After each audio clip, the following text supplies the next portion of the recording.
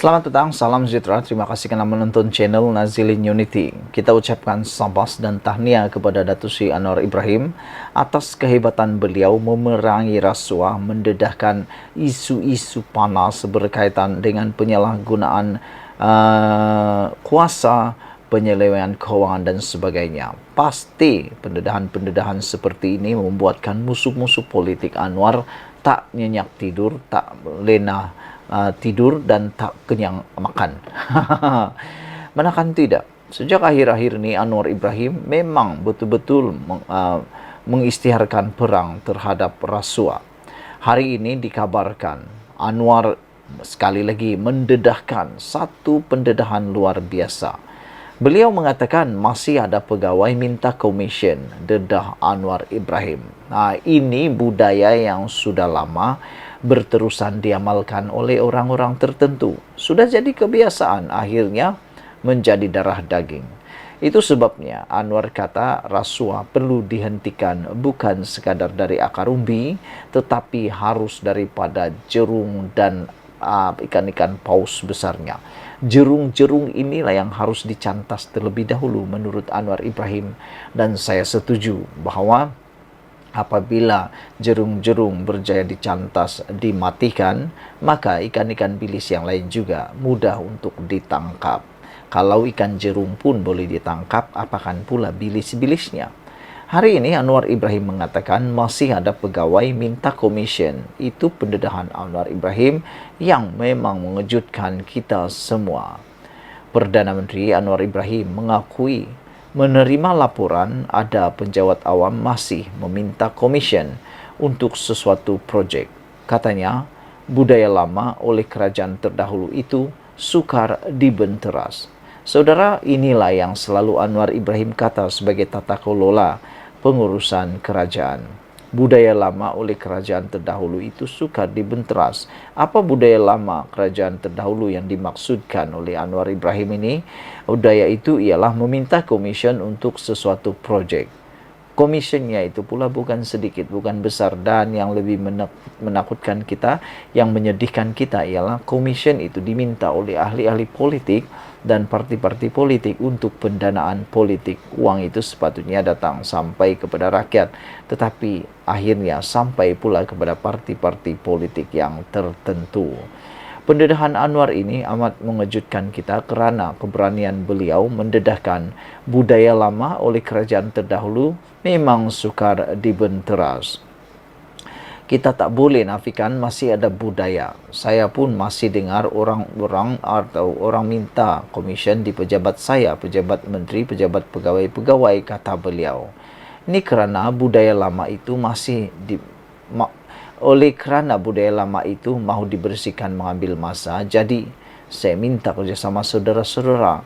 Jika imej itu baik, dia mudah sekali untuk dibersihkan, katanya ketika berucap sempena perjumpaan bulanan bersama warga Jabatan Perdana Menteri. Dalam perutusan Tahun Baru 2023 pada 31 Disember lalu, Anwar menegaskan beliau tidak akan bertolak ansur dengan tindakan segelintir pejabat awam mengamalkan rasuah dan salah guna kuasa. Beliau dipetik berkata, walaupun ada perubahan ke arah lebih bersih, masih ada sekelompok kecil kaki tangan kerajaan cuba mengutip habuan dan hadiah besar.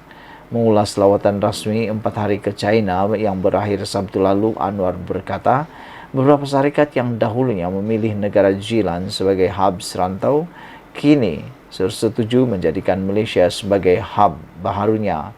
Tetapi katanya syarikat terbabit perlu mengutamakan pengambilan pekerja tempatan berkelayakan dan permohonan pekerja asing hanya akan diluluskan jika terbukti mereka tidak mempunyai tenaga pekerja mencukupi. Dengan syarat syarikat berkenan perlu membuktikan ada usaha mengambil anak-anak tempatan kerana ia merupakan pelaburan puluhan bilion seperti minyak dan gas farmasetikal selain geli proton.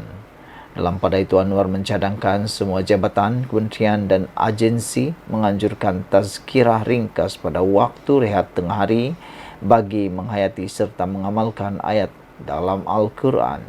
Saya minta JAKIM selaraskan kalau diperlukan penceramah supaya ada penceramah dan kefahaman, kata Anwar lagi. Saudara, itulah dia pendedahan Anwar Ibrahim yang paling mengejutkan kita. Apabila dia kata masih ada pegawai minta commission, dedah Anwar Ibrahim. Ikuti terus ulasan selepas ini. Selamat petang, salam sejahtera. Hari ini Parlimen dikecohkan dengan insiden paling kita tak mahu terjadi di Dewan Rakyat. Insiden ini berlaku apabila semua ahli Parlimen Perikatan Nasional keluar Dewan. Wah, boleh kata semua pembangkanglah keluar Dewan. Apa yang terjadi? Apa agak-agaknya insiden yang berlaku ini menyebabkan Dewan Rakyat kecoh? Saudara-saudara sekalian, sebelum kita teruskan ulasan kali ini, sila tekan butang subscribe.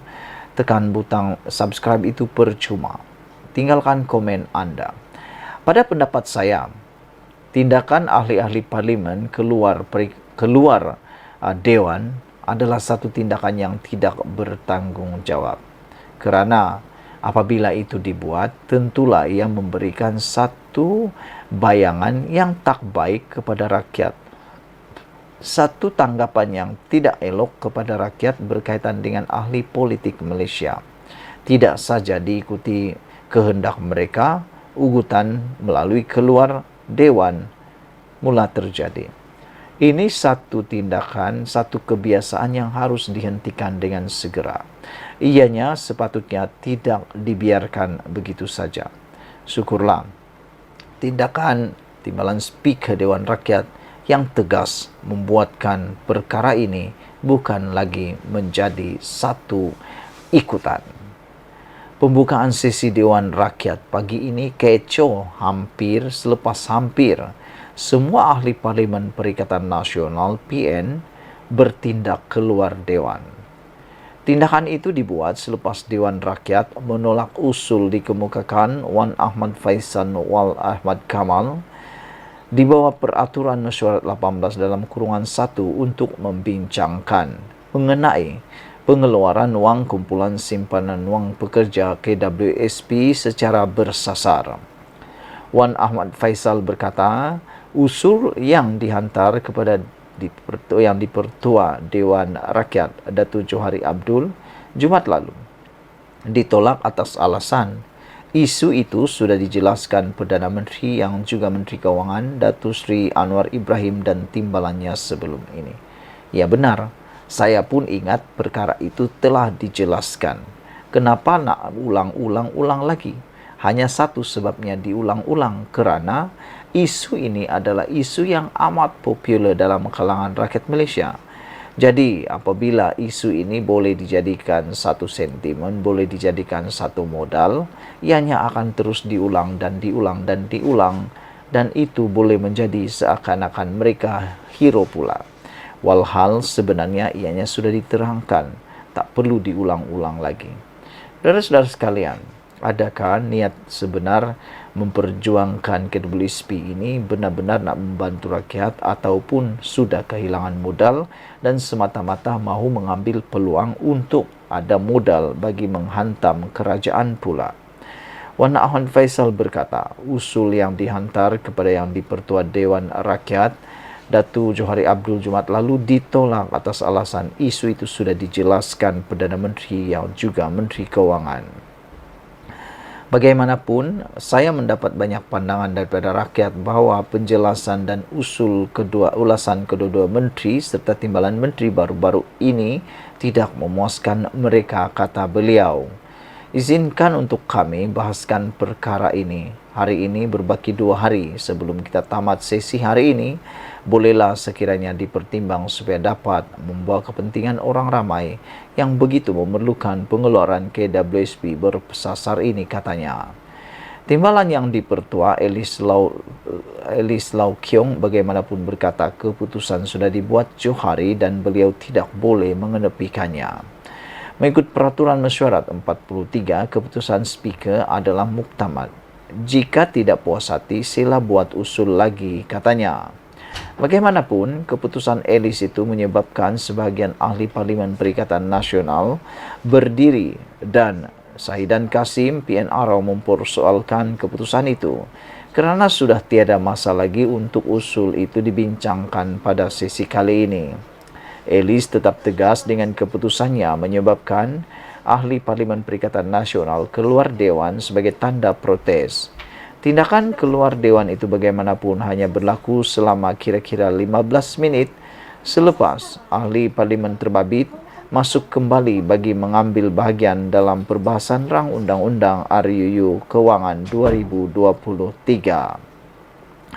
Saudara-saudara sekalian, itulah dia keputusan yang kita tunggu-tunggu berkaitan dengan insiden yang berlaku di Dewan Rakyat berkaitan dengan tindakan ahli Parlimen Perikatan Nasional keluar Dewan.